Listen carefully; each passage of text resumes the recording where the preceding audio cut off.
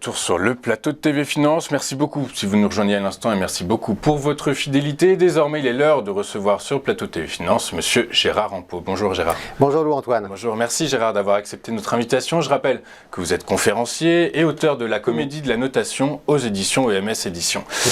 Merci Gérard d'avoir accepté notre invitation. Aujourd'hui, on va parler du dernier papier de la Commission européenne qui a été publié le 13 juin dernier dans lequel elle appelle, comme nous le verrons plus tard avec vous, à améliorer la fiabilité des activités de notation. Gérard, pourquoi est-ce que les agences de notation sont devenues indispensables aux investisseurs? Parce que les investisseurs, depuis l'origine des temps, ne connaissent pas forcément très bien les dossiers qui leur sont proposés, à la fois sous forme d'actions, sous forme d'obligations. Les sociétés, les États, les organismes financiers qui lèvent des capitaux sur les marchés financiers, bien entendu, sont soumis à certaines obligations d'information. Il n'empêche que la réalité parfois de leur compte, la réalité de leur situation peut être floue. Et donc, pour corriger ce qu'on appelle une asymétrie d'information, ceux qui connaissent leur état de santé, c'est justement les sociétés qui émettent de la dette. Ceux qui ne connaissent pas l'état de santé de ces sociétés, ce sont les investisseurs. Eh bien, on a imaginé, donc au siècle dernier aux États-Unis, de créer des agences de notation afin justement à travers une note, c'est-à-dire une opinion sur la capacité et la volonté de l'émetteur de payer les intérêts de sa dette et de rembourser le principal. On a donc imaginé une sorte de notation avec un code alphanumérique pour donner un signal clair. Est-ce que l'investisseur est risqué ou est-ce qu'au contraire, l'investisseur est jugé sûr? Jugé sûr, donc on le verra, il y a des notes du coup qui sont définies, des notes, et on le verra, qui sont différentes selon les agences de notation, et c'est bien le problème. Gérard, vous parlez d'asymétrie d'information. Est-ce que vous avez des exemples à nous donner? Est-ce que récemment, on a des dossiers dans lesquels on s'est rendu compte que les tiers de confiance, comme vous les appelez, n'ont pas suffisamment de recul, de connaissances, de matière de la part des émetteurs pour pouvoir faire leur boulot? Alors Antoine, si vous me poussez dans mes derniers retranchements, je citerai plusieurs dossiers, en particulier le dossier Orpea, bien connu en France, le dossier SVB, Silicon Valley Bank, bien connu aux États-Unis, qui étaient tous les deux des émetteurs extrêmement appréciés par les agences de notation extra-financières et par l'ensemble de la communauté financière. On s'est aperçu que non seulement les agences de notation extra-financières se sont trompées, mais les analystes financiers traditionnels, eux aussi, par exemple, pour Orpea, ont maltraité, vous l'écrivez comme vous voulez, les comptes d'Orpea en omettant ou en oubliant, ou en comprenant très mal le problème de la dette de ce groupe.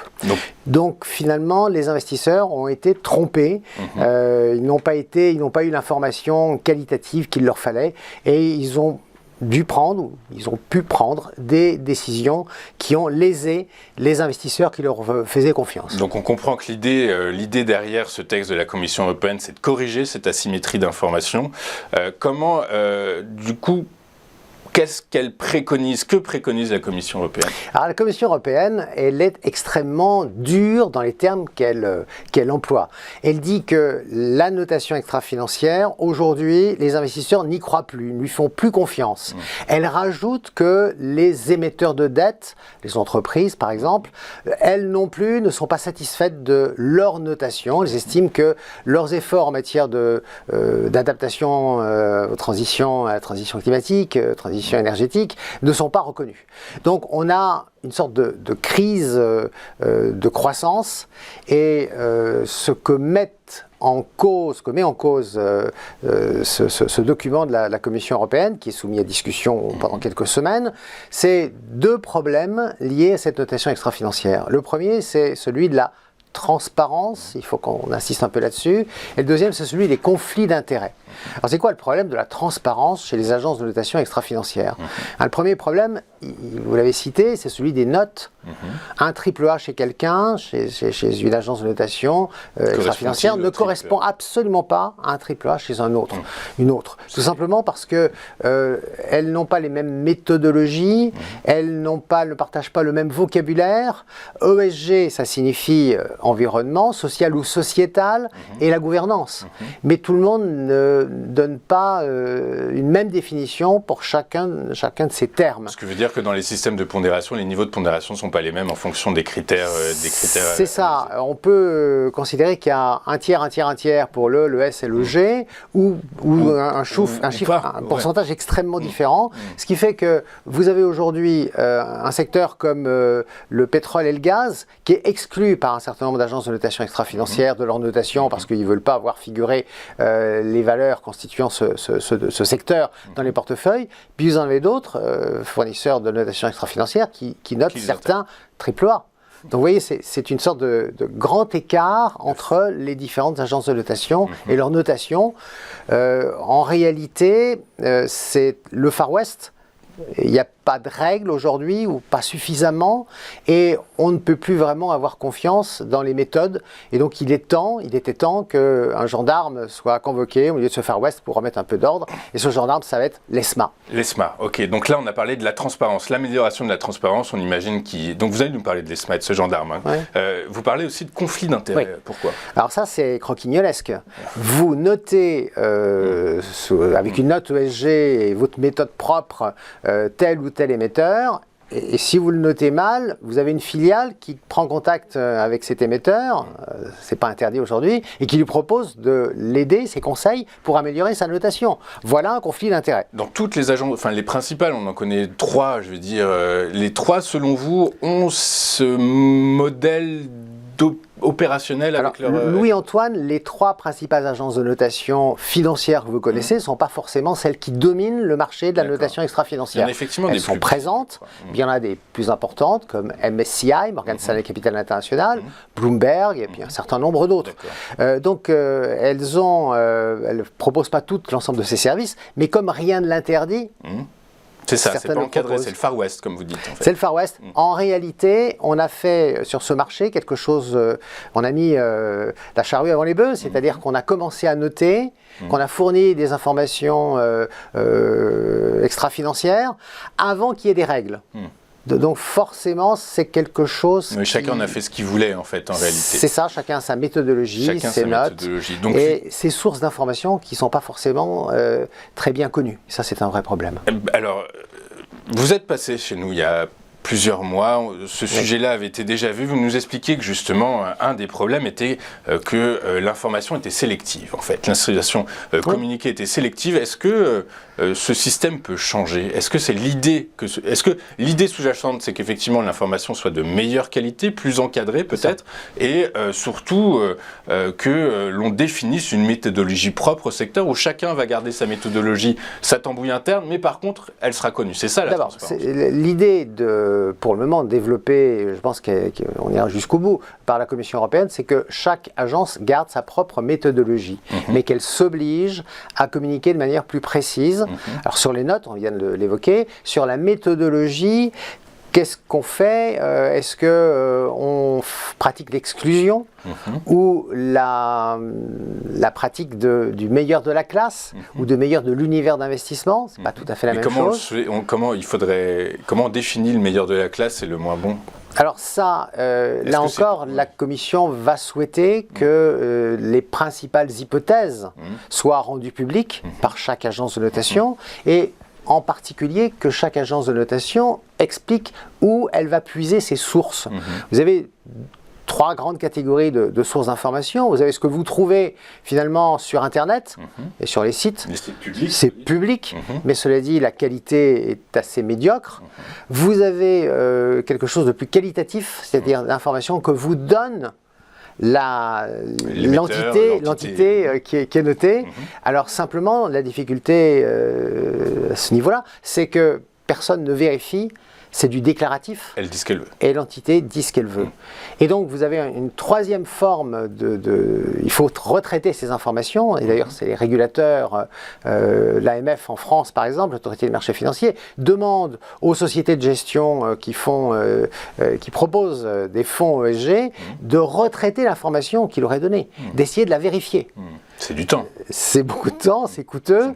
Mais aujourd'hui, c'est le prix semble-t-il, qu'il va falloir mettre payer pour fiabiliser les informations, la notation et donc les avis donnés par ces agences de notation extra-financière. Les avis des agences de notation extra-financière. Alors vous avez parlé de l'ESMA très rapidement, l'ESMA qui va être au centre finalement de tout, qui devrait être au centre en tout cas de cette évolution.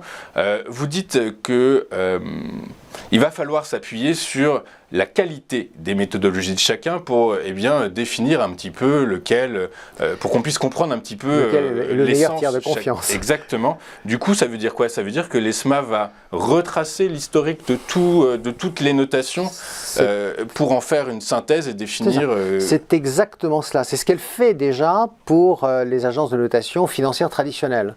Elle tient une sorte de baromètre, elle mesure la qualité des notations et elle est capable d'indiquer que telle agence a pu faillir sur tel ou tel dossier. Elle va faire la même chose, elle va demander à ce que d'abord les agences de notation extra-financière s'enregistrent auprès d'elle, elle va les autoriser ou pas, elle va leur demander de finalement publier, d'expliquer leur organisation, d'expliquer leur méthodologie, qui jusque-là c'est une boîte noire, donc les principales hypothèses, où elles vont chercher ces agences de notation leurs informations, et puis de lui indiquer très précisément les notations pour chaque émetteur au fil du temps, au fil de l'eau. Et donc ça va permettre à l'ESMA, donc l'autorité des marchés financiers européens, le gendarme des marchés en Europe, de qualifier le type de travail qui est fait, de pouvoir dire... pour pouvoir faire des remontrances à certaines agences de notation si leur travail se révèle très insuffisant. Très insuffisant, selon vous, les conclusions de l'ESMA seront rendues publiques ou ça restera quand même assez confidentiel? Il n'y a rien de confidentiel. Au contraire. Moi, si je veux avoir une info... Natal, vous allez sur le site de la Commission européenne. C'est hyper intéressant. Vous allez directement sur ce paquet et vous allez pouvoir contribuer en indiquant quelle est votre opinion et quel est votre avis sur cette nouvelle réglementation ou ce projet de réglementation. Sur ce projet de réglementation, vous nous avez parlé encore rapidement, et j'aimerais qu'on rentre un peu dans le détail de cette notion de conflit d'intérêt. Donc vous nous avez dit qu'il y avait conflit d'intérêt, notamment, je dirais, dans la détermination de la note. Mais au-delà de ça, est-ce que ce n'est pas le modèle économique qui est actuellement en œuvre qui favorise ce conflit d'intérêt? Tous les modèles économiques, quels qu'ils soient, contiennent en eux-mêmes leur propre conflit d'intérêt. Pour les agences de notation financière traditionnelles, c'est l'émetteur qui est payeur. C'est celui qui demande à une agence de notation de le noter, EDF, Air Liquide, qui paye sa note. Dans le monde de l'analyse extra-financière, les agences de notation extra-financière se font rémunérer principalement par les investisseurs. Parfois par un émetteur, parfois par un investisseur unique qui a besoin d'en savoir plus sur une éventuelle prise de participation dans telle ou telle société, cotée ou non cotée, et qui finalement donne les informations qui ont été confiées par cette entité à une agence de notation financière et lui confie le mandat de faire une notation extra-financière. Cette information ne sera pas divulguée, elle restera bien entendu propriété de l'investisseur qui a payé l'agence de notation extra-financière. Mais à partir du moment où c'est l'investisseur qui demande à une agence de notation de faire de ce travail, il y a où est le conflit d'intérêt? Ce serait plutôt si c'était la société notée qui payait. Vous avez dit que ça arrivait de temps en temps, qui paye l'agence de notation. Là, c'est peut-être là qu'on peut éventuellement imaginer qu'il y ait conflit d'intérêt. Disons que le conflit d'intérêt, c'est assez simple. Quand c'est l'investisseur qui paye, d'une certaine manière, si la notation n'est pas très bonne, ça voudra dire que l'émetteur devra peut-être monter le taux d'intérêt qu'il propose pour trouver grâce aux yeux des investisseurs. Donc voilà, on trouve toujours... on trouve tout, effectivement, il n'y a pas qu'un chemin effectivement, vers le conflit d'intérêt, il y en a plusieurs. Aucun modèle économique n'est parfait. Oui, ça c'est le principe d'un modèle, de toute façon, c'est qu'il est perfectible. Gérard, merci beaucoup pour votre temps. Juste avant de vous souhaiter une excellente journée, quelles conclusions vous pouvez apporter sur le monde de la notation extra-financière? Est-ce que hier, pour rien cacher à personne, quand on a préparé votre interview, vous montriez un peu inquiet? Est-ce que c'est... Disons que c'est un petit peu comme pour les problèmes de réchauffement climatique. Il est minuit moins quart. Et à minuit, c'est foutu. Nous devons nous dépêcher de redresser la barre pour que la confiance ne déserte pas ce monde de l'analyse extra-financière, que les investisseurs, que le grand public retrouvent finalement une sorte de guide pour investir en toute connaissance de cause dans les valeurs qui emportent leur adhésion, parce que ces valeurs-là, ces investissements-là vont contribuer par exemple à la lutte contre le réchauffement climatique. Très clair. Du coup, il faut aller vite. Il faut aller vite. Il est minuit moins le quart. Oui, le greenwashing nous guette, c'est-à-dire l'éco-blanchiment nous guette à tous les étages. Gérard Ampeau, merci. Merci d'avoir été avec nous ce matin. Je rappelle que vous êtes conférencier, auteur du livre La comédie de la notation aux éditions EMS, édition qu'on voit à l'écran. Merci beaucoup Gérard d'avoir été avec nous ce matin. Nous on marque une rapide courte page de publicité. On se retrouve juste après pour notre point bourse. À tout de suite sur Téléfinance.